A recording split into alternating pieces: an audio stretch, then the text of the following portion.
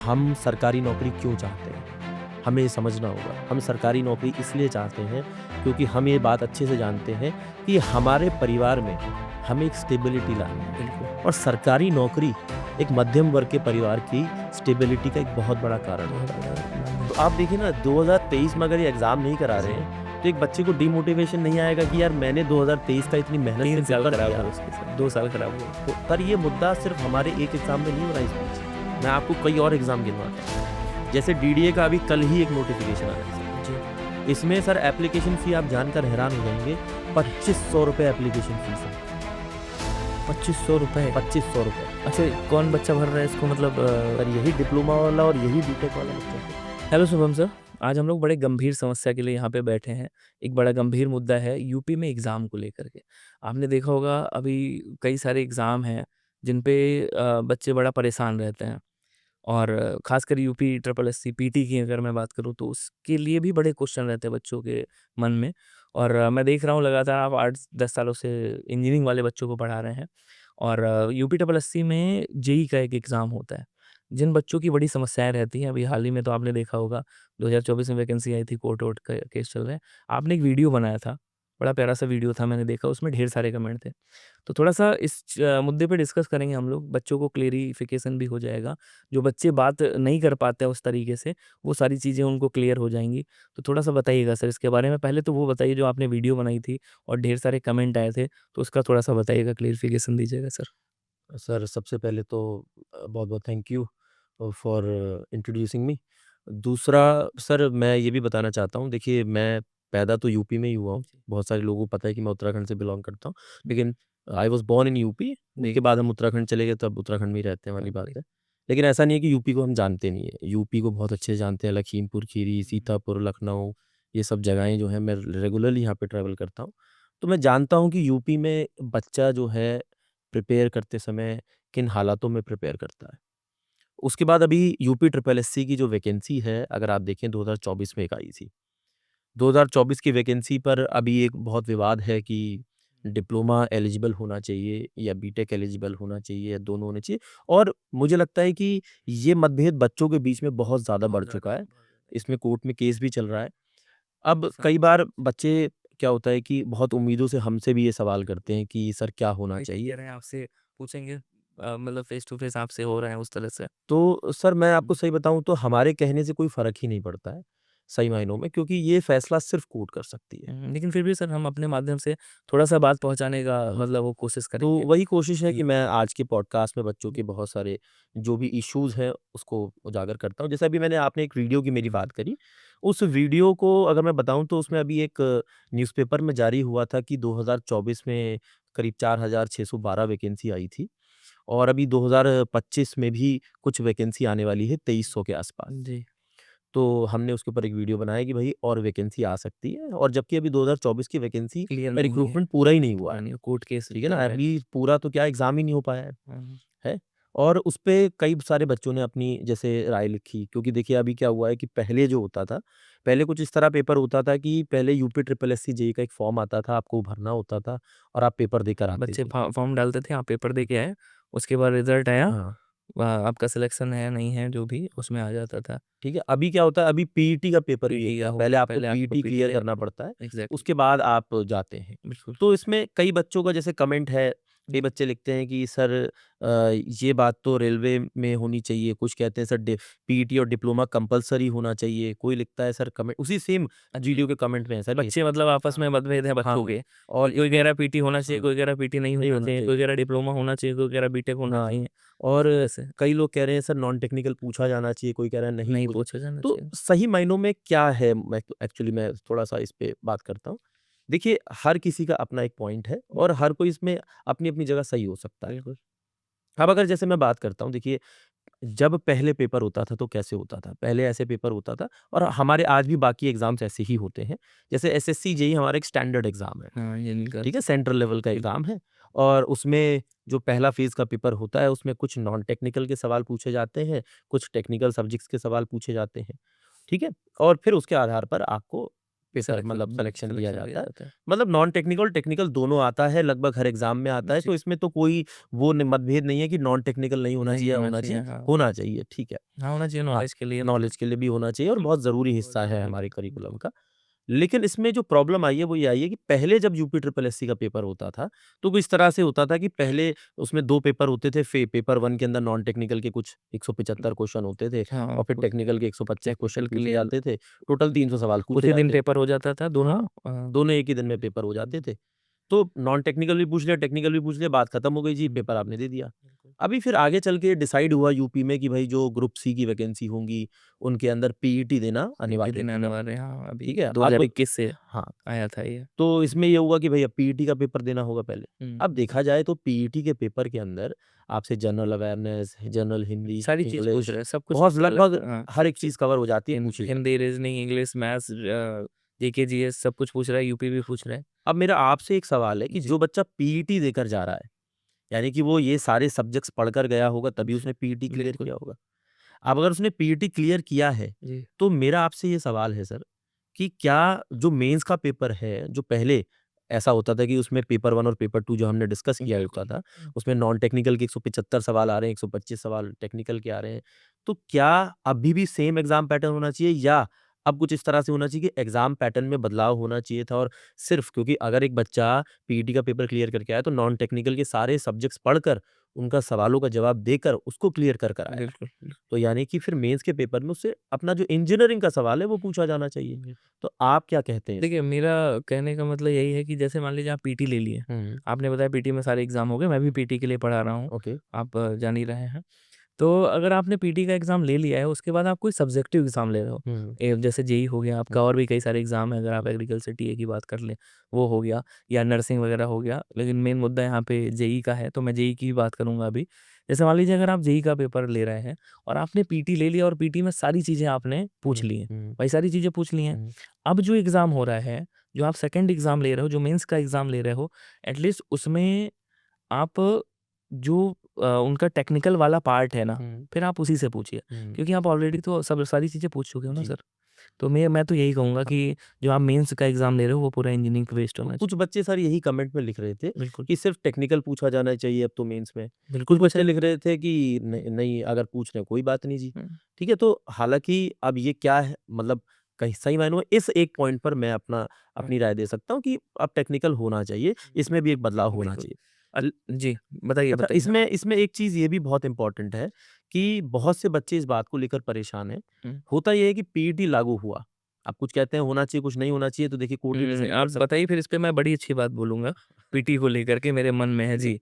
तो पीईटी में अब क्या है कि अब होता ये है कि 2021 से लागू हुआ था। हाँ, 2021 2021 में पेपर हुआ, इसका 22 में 22 हुआ, में 23 में हुआ, हाँ, तो 24 में शायद नहीं 24 में नहीं हुआ। हुआ था, 25 में हुआ। ठीक है? तो कुछ 24 में इनके पास हाँ, साधन नहीं बन पाए थे, इनके पास चीज़ें नहीं बन पाई थी इसलिए नहीं इन्होंने करवाया। अच्छा तो तो हाँ, अब इसमें होता क्या है कि देखिए साधन नहीं हुआ या नहीं हुआ, और बहुत सारे ये एग्ज़ाम जो इन्होंने प्रॉमिस करी थी, हाँ, देखिए आयोग को मैं क्या ही बोलूँ, इन्होंने बहुत सारी प्रॉमिस करी थी सर कि मैं बहुत सारे एग्ज़ाम कराऊँगा, लेकिन 2023 के थ्रू उन्होंने एग्ज़ाम नहीं कराए। अब भाई इनके हाथ में कहते हैं ना कि मेरे हाथ में अधिकार है, तो इन्होंने क्या किया, अब 2025 से एग्ज़ाम वो कराएँगे। हाँ, हाँ, तो आप देखिए ना 2023 में अगर ये एग्ज़ाम नहीं करा रहे जी। हैं, तो एक बच्चे को डिमोटिवेशन नहीं आएगा कि यार मैंने 2023 का इतनी मेहनत से 3 साल पेपर खराब दिया। हुए उसके साथ, 2 साल खराब हुए। तो अगर एक हाँ, बच्चे ने 2023 का पेपर दिया बिल्कुल। है बहुत मेहनत के साथ और उसको उसका कोई बेनिफिट नहीं नज़र आएगा, तो आपको लगता है वो 2024 में पेपर देगा? नहीं, 25 में नहीं दे पाएगा, 2024 या 25 मान लीजिए निकल रहा है, नहीं उस तरह से तो मतलब 24 में कई तो हुआ ही नहीं। हुए नहीं किस्मत की 25। बात है कि नहीं हुआ। हुँ, आप देखिए 2021 में एप्लीकेंट 35 लाख के आसपास थे। हुँ, 22 में वो घटकर सीधे 20 लाख हो गए सर। 20 लाख हो गए। तो ऐसा क्यों हुआ होगा? वो क्योंकि इसीलिए सर क्योंकि पहले एग्ज़ाम नहीं बच्चे आए ने इनके पास। पेपर दिया, उसको बेनिफिट नहीं नज़र आया ना। हाँ, अच्छा यहाँ पे एक चीज़ और है, बड़ा अच्छा पॉइंट है, जैसे आपने बोला कि बच्चों ने फॉर्म क्यों कम भरा, हुँ। तो वो सबसे बड़ा रीज़न है सर, इन्होंने क्लेरिफ़िकेशन नहीं दिया कि हम ये वैकेंसी निकालेंगे। हाँ, अब बच्चे ने 2023 में पेपर दिया, उसके बाद कोई वैकेंसी नहीं, उसके उससे रिलेटेड मतलब कुछ आई होंगी तो आई होंगी, बहुत ज़्यादा वैकेंसीज़ नहीं आई। अब जो वैकेंसीज़ नहीं आई, तो बच्चा कह रहा है, "अरे यार, अगली बार भी देंगे तो अगली अगली बार भी आनी है, नहीं आनी ही आनी है, नहीं कोई आनी, पता पता नहीं, ही नहीं है। कोई क्लियर तो नहीं एक है।" कोई कैलेंडर नहीं आता है जिससे बच्चों को क्लैरिटी नहीं आती है, ठीक है? कि भई मैं एग्ज़ाम देकर मुझे क्या मिलेगा, क्या नहीं मिलेगा। अब जी। यही सर हुआ इस बीच। हुआ ये कि 2023 में बच्चों ने पेपर दिया पीईटी का, लेकिन कोई एग्ज़ाम हुआ ही नहीं, वैकेंसी ही नहीं आई। अगर आप देखेंगे तो ये इतिहास है सर यूपी ट्रिपल एससी का। अच्छा, मुझे लगता है सर कि जेईई वालों के साथ कुछ ना मतलब ज़्यादा ही नाइंसाफ़ी हो गई, क्योंकि भाई आप देखिए ना, सबसे पहले मुझे लगता है 2016 में, फिर 18 में, हाँ, उसके बाद उसमें फिर मैं यही उसके कह मैं बाद रहा हूँ कि इतिहास है, हाँ, यूपी ट्रिपल एससी आयोग जो है, इसका इतिहास है कि 16 में वैकेंसी निकालता है, 18 में वैकेंसी निकालता वैकेंसी है, आती है। 2 बार वैकेंसी निकालने के बाद एग्ज़ाम नहीं हो पाया। बिल्कुल। उसका एग्ज़ाम सर पता है कब हुआ? आप यकीन नहीं मानेंगे, 2020 में जाकर इसका एग्ज़ाम हुआ है। और मुझे आज भी याद है कि इसका पेपर आगे-पीछे हुआ था 1-2 महीने के गैप में, जी, ठीक है? 2016 की वैकेंसी का बच्चा अगर पेपर 2020 में दे रहा है, 2018 की वैकेंसी का पेपर अगर बच्चा 2020-21 वो दिसंबर-जनवरी के आसपास का टाइम था, तो वो ये 20-21 हो सकता है, ठीक है? तो आप देखिए इतनी अगर लेट देगा, तो इतने समय में तो एक बच्चे का प्रमोशन साइकिल होना चाहिए, बिल्कुल 3 साल में प्रमोशन, हैं? कहते हैं 3 साल में हाँ, ट्रांसफ़र और प्रमोशन होता है। मतलब अगर मैं ये एक एक शब्द में कहूँ, कहते हैं ना हिंदी में, कहते हैं कि एक शब्द में अगर इसको कहिए, तो हमारे जो यूपी ट्रिपल एससी की जो मतलब कार्य करने की क्षमता है, वो बड़ी ही चरम है। मतलब बड़ी ही सुस्त कह लीजिए या बड़ा ही ध्वस्त कह लीजिए, मैं तो यही मतलब कहूँगा। सर क्या होता है, हाँ, कभी-कभी हम जब बच्चों को बहुत मेहनत से देखिए सर हम पढ़ा सकते हैं, बिल्कुल, ठीक है? पूरी मेहनत से कोई भी सब्जेक्ट मिलता है पढ़ाने के ऑफ़ लिए उसको कोर्स करते पढ़ाते हैं। हैं, पढ़ाते हैं, बच्चे उसी उम्मीद के साथ हमसे पूछते हैं कि सर ये पेपर क्यों नहीं हो रहा है? क्यों नहीं है? क्या एग्ज़ाम की डेट होगी? सर ये कब हो मैं सकता है? अक्सर पूछते रहता हूँ और बच्चों सर को। जब ये पूछते हैं तो बड़ा निराशा अंदर से आती है क्योंकि इसका जवाब हमारे पास नहीं होता। और सर एक चीज़ और है, अगर हम पढ़ा रहे हैं तो हमारा भी मतलब ये करता है कि यार, जो बच्चे हमसे पढ़ रहे हैं ना, हाँ, ये सिलेक्शन लें, लें। दोबारा इनको ना पढ़ाना पड़े, नए बच्चे हैं उनको हाँ, पढ़ाना पड़े। तो ये तो अंदर से आता है कि, और एक चीज़ और है ना सर जी, आप जैसे पढ़ा रहे हो, मैं आपको देख रहा हूँ, मैं भी पढ़ा रहा हूँ। तो यही उद्देश्य रहता है कि ज़्यादा से ज़्यादा सिलेक्शन हो उसमें, हमारा भी मतलब अच्छा सर नाम देखिए बनता है। क्या होता है ना एक हुँ, स्टूडेंट के हिसाब से उसका सिलेक्शन बहुत इम्पोर्टेंट है। मुझे लगता है कि एक टीचर के हिसाब से जितने लोग हमारी क्लास में बैठे हुए हैं उन सबका सिलेक्शन इम्पोर्टेंट है। बिल्कुल। अच्छा सर, मैं आपको रोकना चाहूँगा, पीटी के लिए मैं कहना चाहूँगा और बच्चों से भी पूछूँगा कि जो हमको देख रहे हैं वो कमेंट ज़रूर करिएगा। अगर आपको बात सही लग रही है या जो भी है, अपनी राय ज़रूर दीजिएगा। कि पीटी में, जैसे ही पीटी करा रहे हैं, इन्होंने कहा हम सब एग्ज़ाम के लिए पीटी कराएँगे, कुछ एग्ज़ाम को एक आध को छोड़ के, जैसे लोअर वगैरह छोड़ देते हैं। मेरा ये मानना है कि पीटी अगर आप करा रहे हो तो जो कॉमन एग्ज़ाम है, मतलब कॉमन एग्ज़ाम का मतलब जो सारे बच्चे डाल सकते हैं, हुँ, चाहे वो इंजीनियरिंग का हो, मेडिकल हुँ, का हो, हुँ। आर्ट का हो, साइंस का हो, कोई भी बच्चा हो वो डाल सकता है। अगर मैं एग्ज़ाम्पल दूँ, जैसे लेखपाल हो गया, वीडीओ हो गया, वीपीओ हो गया, जूनियर असिस्टेंट हो गया, स्टेनो हो गया, ये सब डाल सकते हो। लेकिन जो सब्जेक्टिव एग्ज़ाम आते हैं, सब्जेक्टिव एग्ज़ाम जैसे आपने जेईई कहा, हुँ। इस समय सर मेरे हिसाब से जेईई सबसे बड़ा मुद्दा है, क्योंकि जेईई वालों के बच्चों के साथ जो इंजीनियरिंग वाले बच्चे हैं, सीरियसली में यूपी ट्रिपल एससी ने खूब नाइंसाफ़ी करी है और आज तक करता है, ये मेन मुद्दा है। मतलब अ, मैं ये कहना चाह रहा था कि ये जो एग्ज़ाम हो रहे हैं, जो सब्जेक्टिव एग्ज़ाम है, जैसे इंजीनियरिंग हो गया और भी तमाम है, नर्सिंग है, एग्रीकल्चर है, तो इनको पर्टिकुलर अलग से कराना चाहिए, इनको पीटी में नहीं सर रखना मैं तो चाहिए, ये अलग से मेरे हिसाब कराना से। चाहिए ये तो एक पॉइंट है ही है। हाँ, मैं तो ये सोचकर हैरान हूँ कि अगर तुमने पीईटी में भी चलो मैं कह रहा हूँ लागू कर दिया और बच्चा दे रहा है सर, तब भी दे रहा है वो, दे रहे हैं, हाँ, अपने दिल पर बिल्कुल। पत्थर रखकर मेहनत कर कर सर दे रहा है। अगर पीईटी में दे रहा है, एक बार उसने आपको जनरल अवेयरनेस से लेकर हर चीज़ के सवालों का जवाब दे दिया, तो क्या आपको एक बार में यकीन नहीं हुआ कि वो इस सवालों का जवाब दे सकता है कि आप दूसरा पेपर जो उसका करा रहे हो मेंस का पेपर, उसमें फिर उससे सेम सब्जेक्ट पर दोबारा से सवाल पूछ रहे हो? बिल्कुल सही बात है। मतलब ये है कि आप पीटी करा लें, तब भी बच्चा कह रहा है मैं पीटी दे रहा हूँ, हाँ। लेकिन उसके बाद जो आप दूसरा पेपर करा रहे हो, मेंस का करा रहे हो, एटलीस्ट उसमें जीएस वगैरह ना पूछ करके आप टेक्निकल और वाला सर पूछो, तो वो बच्चे के लिए आराम मतलब सही रहेगा। वो बच्चा अपना दिखा पाएगा कि अच्छा, हाँ यार। जो एग्ज़ाम पैटर्न दे दिया है, वो भी करा नहीं पा रहे हैं। आप ये भी देखिए है, हाँ। मतलब चलिए ठीक है, आपने मेंस में इंक्लूड भी कर दिया बिल्कुल है, तो सही कह रहे हैं। आयोग का ये हाल है कि करा नहीं पा रहे हैं और बच्चा अभी भी ये कन्फ्यूज़्ड है कि अब जो 2025 का पीईटी होगा, ठीक है ना? 2024 का देके एलिजिबल बिल्कुल, हो गया चलिए मान लेते हैं, तो इसका देकर एलिजिबल हो गया। 25 का, हाँ। ठीक है ना कि भाई जो अभी 2024 में वैकेंसी आई थी। इसमें भी कुछ बच्चों के साथ क्या हुआ है सर वही मुद्दा था कि 2023 में उन्होंने जब 22 में पेपर दिया, 21 में पेपर दिया, तो वैकेंसी तो आई नहीं सर 2018 के बाद। हुँ, ना 19 में आई, ना 20 में आई, ना 21 में आई, ना 22 में आई, ना 23 में आई, ठीक है? अगर लगातार कई सालों तक वैकेंसी नहीं आ रही, बिल्कुल, तो क्या मैं उम्मीद करूँगा कि एकदम से 2024 में वैकेंसी आ जाएगी? सही बात है। हालाँकि उन्होंने ये पहले से कहा था कि जितनी भी ग्रुप सी में वैकेंसी आएँगी, उसका पीईटी के थ्रू ही चलो एलिजिबिलिटी यहाँ होगा। होगा। ठीक है, बहुत बच्चों ने दे दिया, बहुत बच्चों ने नहीं दिया क्यों? क्योंकि भाई पहले पीईटी का पेपर दिया, लगा कि भाई कोई फ़ायदा नहीं होता। बिल्कुल। अब एकदम से 2024 में आ जाती है और 2024 में पीईटी नहीं होता है। हुँ, 2024 में यूपी ट्रिपल एससी फिर जेईई की वैकेंसी निकाल देता है और कहता है कि जिसने 23 में दिया था, 23 में वो दिया था वो एलिजिबल है। एलिजिबल है। हाँ। अब 23 में उसको सर सपना आ रहा था कि इतने साल तक जब वैकेंसी नहीं आई तो 23 में दूंगा तो 2024 में एलिजिबल होऊंगा। ठीक है, मैं मानता हूँ कि कुछ बच्चों ने तब भी दिया, उसके बाद वो एलिजिबल है, मैं उनके लिए खुश हूँ। लेकिन सर जो नहीं दे पा रहे हैं, जो एलिजिबल नहीं है, उनका आप सोचिए। और आप देखिए कि चलिए जो एलिजिबल भी हो गए हैं, क्या वो पेपर दे पा रहे हैं? बिल्कुल। ये खैर गंभीर समस्या है और मैं आयोग के लिए यही कहूँगा कि एक शब्द में आयोग लचर है। बाकी मैं स्टूडेंट से भी पूछूँगा कि ये जो बातें हुई हैं इनमें आपकी क्या राय है? ये राय ज़रूर दीजिएगा। जी, ख़ासकर जो इंजीनियरिंग वाले बच्चे हैं या जो सब्जेक्टिव वाले बच्चे हैं, वो अपनी राय ज़रूर दीजिएगा कि आप हमारी बातों से कितना सहमत हैं। देखिए यहाँ पे क्या है, इस पॉडकास्ट से जो हम लोग सब लोग बैठे हैं, इसका मेन उद्देश्य यही कि आपकी बातें जो आप नहीं कर पा रहे हैं, ठीक है ना, लोगों से या जो आप वहाँ तक नहीं पहुँचा पा रहे हैं, एक माध्यम बनना चाहता हूँ। हम सब एक माध्यम बनना चाहते हैं। ये पूरी टेक्स्ट बुक की टीम माध्यम बनना चाहती है कि ये आपकी बातें वहाँ तक एटलीस्ट पहुँच पाएँ। तो अपनी राय ज़रूर कमेंट में दीजिएगा, हम आप सबका इंतज़ार करेंगे। सर, जी। कुछ कहना तो चाहेंगे? अब सर 2025 की ये वैकेंसी आई जिस वीडियो पे हम बातचीत कर रहे थे, कि भाई वैकेंसी अभी आई तो नहीं है लेकिन इसके ऊपर आया है कि भाई आ सकती है भाई। ठीक है भाई, आ सकती है। करें क्या इसका? जब 24 की वैकेंसी फुलफिल नहीं हो पा रही है और इसमें एक मुद्दा सर और भी है। आपको क्या सर क्या लगता है कि 18 में आखिरी बार वैकेंसी आई, हुँ। उसके बाद 2024 में सीधे वैकेंसी आती है।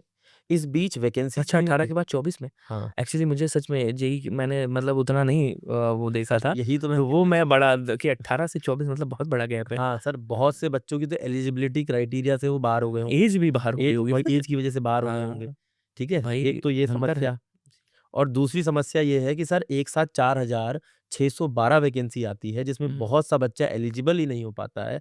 दूसरी तरफ कोर्ट में फैसला नहीं हो पा रहा है अभी तक कि आप ले क्या रहे हो? कि भई डिप्लोमा डिप्लोमा ले या रहे हो, बीटेक बीटेक? ले रहे हो, दोनों ले रहे हो, क्या ले रहे हो? इसका फैसला नहीं हो पा रहा है।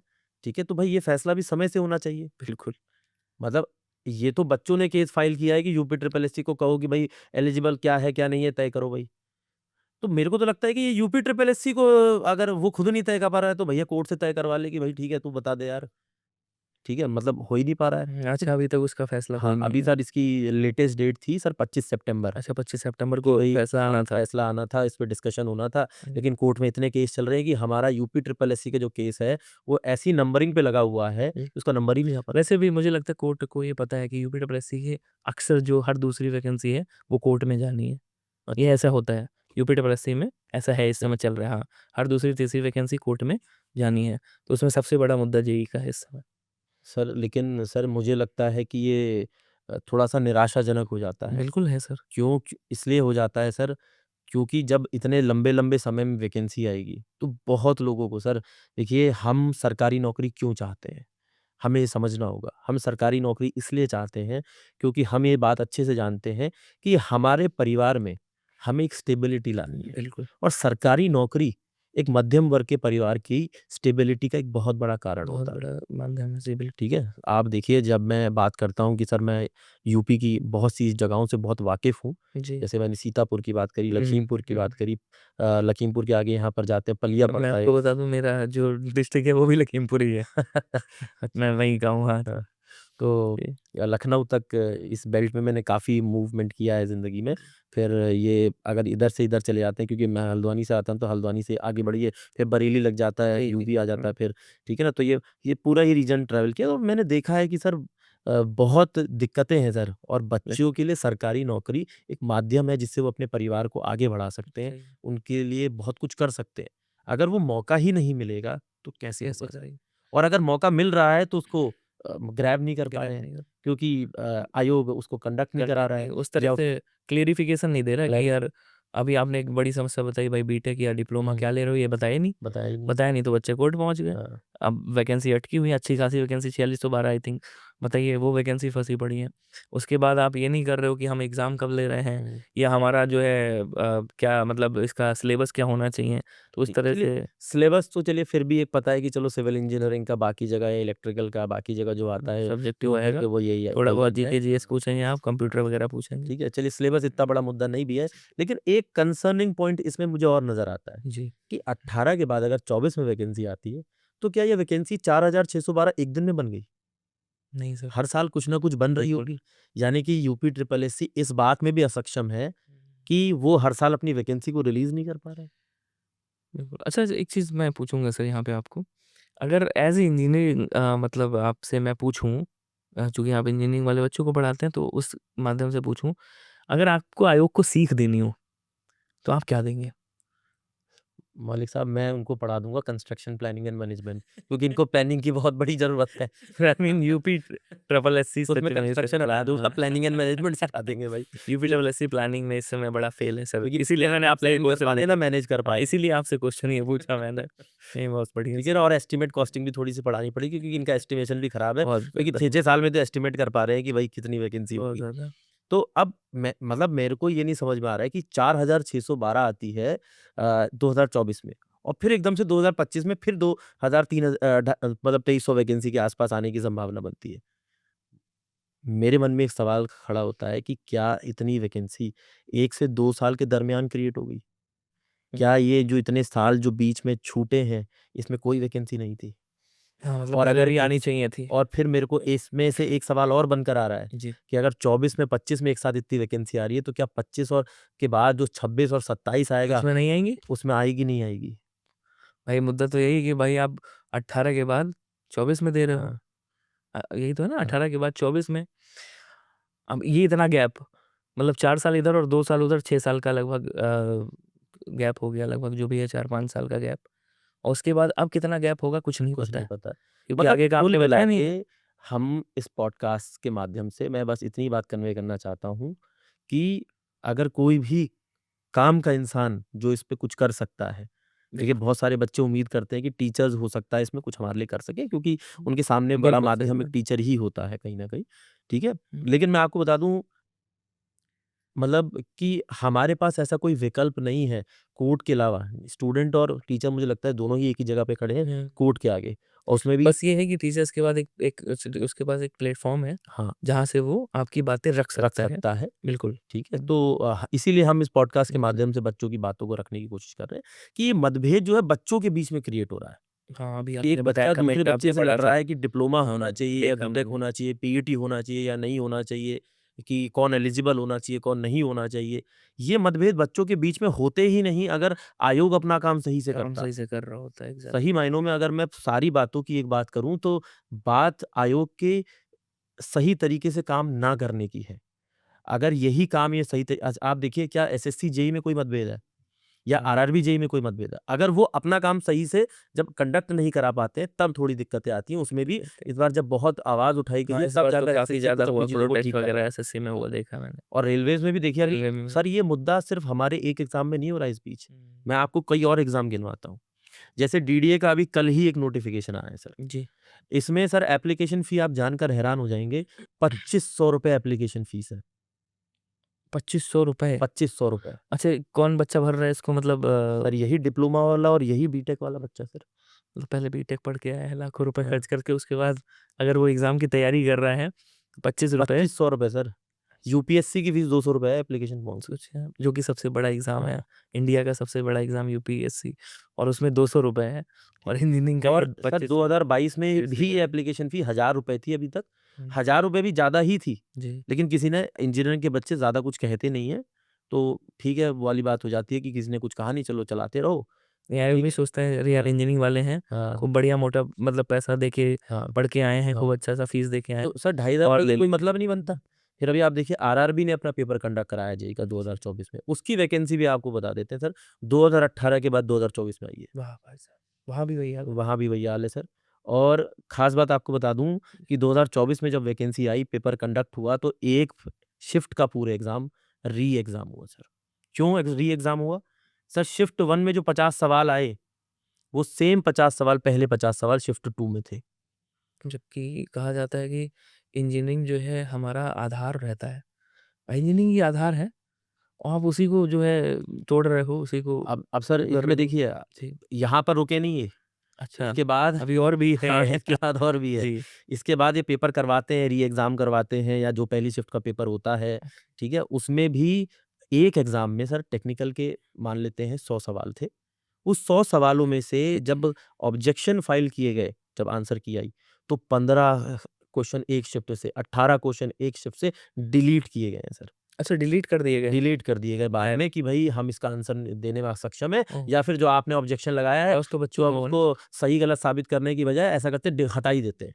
लॉस हो गया बच्चों का। बच्चों का लॉस हो गया सर। भाई जिन्होंने सही किया होगा हाँ, और उसका नंबर डिलीट हो गया, तो उसको तो नंबर तो मिला नहीं होगा नहीं, किसी को भी, वो नहीं, सबके लिए चला गया। तो जो बच्चा पढ़ने वाला है उसमें ठीक है। अभी सर मिस एक एग्ज़ाम फिर और ले लेते हैं। जी, सर एक एग्ज़ाम है अभी जो डी ट्रिपल एसबी कराता है सर, डी ट्रिपल्स भी है। डी ट्रिपल एसबी, ठीक है? डी ट्रिपल एसबी ने एक वैकेंसी निकाली जूनियर एनवायरमेंटल इंजीनियर की। ओके, इस वैकेंसी में फेज़ 1 का पेपर हुआ, ठीक है। बच्चे ने क्लियर किया, बहुत से बच्चों ने। उसके बाद एक नोटिस आता है, जो कि अभी ऑफ़िशियली रिलीज़ नहीं हुआ है, लेकिन हाई कोर्ट का नोटिस है, जो कि अभी डी ट्रिपल एसबी को इस पे फैसला लेना है कि क्या होगा। जी। हाई कोर्ट ने डी ट्रिपल एसबी को बोला था कि भैया आपको जल्दी से जल्दी ये वैकेंसी फिल करनी है, क्योंकि ये आप देखिए ना हर एक आयोग में यही हो रहा है हुँ, कि अपनी समय से वैकेंसी नहीं निकाल रहे हैं, और सही से जब वैकेंसी नहीं निकाल रहे हैं तो आखिरी में जब कोर्ट में चला जाता है बच्चा, कोर्ट में जाकर अपील करता है तो एकदम से उस पे पुश आता है, तो वो एकदम से वैकेंसी निकाल रहा है, हुँ, जिसकी वजह से या तो पेपर सही से नहीं हो पा रहा है और सही से या हो ही नहीं पा रहा है। व्यवस्थाएँ चरमरा हाँ, जाती हैं। बिल्कुल ठीक है। होता है ऐसा। अब इसमें ये हुआ कि इन्होंने फेज़ 1 का पेपर कराया, लेकिन कोर्ट ने बोला कि मैंने जितना टाइम आपको दिया था उतने टाइम में आप करा नहीं पाए, तो ऐसा करिए, फिर जो एसएससी जेईई का 2024 में पेपर हुआ था, उसमें जो बच्चे सेलेक्ट नहीं हो पाए हैं, मतलब क्योंकि देखिए बहुत से बच्चों के नंबर अच्छे थे, लेकिन सिलेक्ट नहीं मान हो लेते पाए हैं हैं। 3000 बच्चे थे ऐसे जिनके नंबर बहुत अच्छे थे, लेकिन वैकेंसी 1700 थी, तो कुछ 1300 बच्चे बच गए, तो उनको शॉर्टलिस्ट करिए और उनमें से ही ले लीजिए। अब आप सोचिए, मैं इसके खिलाफ नहीं हूँ कि उन बच्चों को मौका मिल रहा है, ये तो एक अच्छी बात है, अच्छी ठीक बात है? है। लेकिन इसमें खराब बात ये है कि जिसने फॉर्म भरा था अलग से, जिसने एग्ज़ाम दिया था, जिसने फेज़ 1 का पेपर दिया, हुँ, और अब उसको ये पता चलता है कि मेरी तो रिक्रूटमेंट ही कैंसल कर दी गई। तो उसके लिए तो ठीक है, नाइंसाफ़ी है सर। अब ऑब्वियस सी बात है। मतलब अगर मैं होता, मान लीजिए मैं पेपर दे रहा होता, तो मैं तो यही कहता कि मेरे साथ हाँ, नाइंसाफ़ी है। अब सर मैं ऐसे कितने एग्ज़ाम और भी गिन सकता हूँ। लेकिन आप कोई देखिए बात ये नहीं, कोई अभी एक तो ख़ैर एग्ज़ाम नहीं हमारा है। मेन मुद्दा जेईई वाला है सर, तो जेईई की तो समस्या है। हाँ, और जेईई के लिए थोड़ा-सा और बताइए सर, क्योंकि बड़ा अच्छा लग रहा है। भाई ये बच्चों का मैं सोच रहा हूँ, जो भी आप बातें बता रहे हैं, ये सब बच्चों के मन में चलती हैं सर, मैं उसको फ़ील कर पा रहा हूँ। इसीलिए मैं आपको कह रहा हूँ कि सर थोड़ा-सा सर मैं बताऊँ आपको, एक मैं अपनी समस्या शेयर करना चाहता हूँ। जी, मेरी समस्या मुझे ये लगती है कि ये होती है कि जब क्लास में सॉरी। बच्चा मुझसे ये सवाल पूछता है कि सर क्या करें? तो मुझे ये समझ में नहीं आता है कि अब क्या जवाब दे दूँ? जो है क्यों? कि क्योंकि मेरे पास जवाब नहीं होता सर। बिल्कुल उत्तर अभी डी मैंने आपको बताया कि डीडीए ने ₹2500 का फॉर्म निकाला है सर, और पता है क्या लिखा है उसके अंदर? एक लाइन और भी लिखी है। जी, ये लिखा है कि अगर आपने फॉर्म भर दिया और उसमें आपसे छोटी-सी भी कोई मिस्टेक हो गई, तो मैं आपको एडिट करने का मौका नहीं दूँगी। अच्छा। ₹2500 लेने के बाद भी बच्चे के पास एक एडिट करने का जबकि ऑप्शन तक नहीं है। करेक्शन का तो सब सब लोग, मतलब सभी आयोग लगभग देते हैं। वही यूपीडब्ल्यूएससी भी देता है, एसएससी भी देता है। एक विंडो निकालता है कि इतने से इतने में आपको फॉर्म जो है अपना करेक्शन कर लेना जो भी सर गलत है। यही तो समस्या है सर, कि अब इसके लिए मैं जहाँ तक मुझे लगता है, इसमें तो आज की डेट में जितना मैं देख पा रहा हूँ, बहुत से जेईई के पेपर होते हैं इंजीनियरिंग के, बहुत से एई के पेपर होते हैं। इतनी वैकेंसीज़ अलग-अलग आ रही हैं जेईई की, एई की। मुझे तो लगता है कि एक इंजीनियरिंग का एक ऐसे गठन हो जाना चाहिए, कुछ एक कमीशन का टाइप, कि जिसमें कि वो एक कोई एग्ज़ाम प्रिलिमिनरी टाइप हाँ, जैसे फिक्स वो कर दें, बैंक वगैरह इंजीनियरिंग कराती बच्चों है। के लिए, हाँ, हाँ, हाँ, जैसे बैंक इंजीनियरिंग वाले बच्चों के लिए कि भई आप इसको क्लियर कर लो, और इसको क्लियर करने के बाद आप, अच्छा डी ट्रिपल एसबी की वैकेंसी है, इसका मेंस का पेपर दे दो। अच्छा एसएससी की वैकेंसी है, इसका, हाँ, जैसे आईबीपीएस वगैरह हाँ, कराता है, हाँ, वो बड़ी अच्छी क्योंकि है। है तो सारी सरकारी ना, है तो बिल्कुल, सारी सरकार की ना।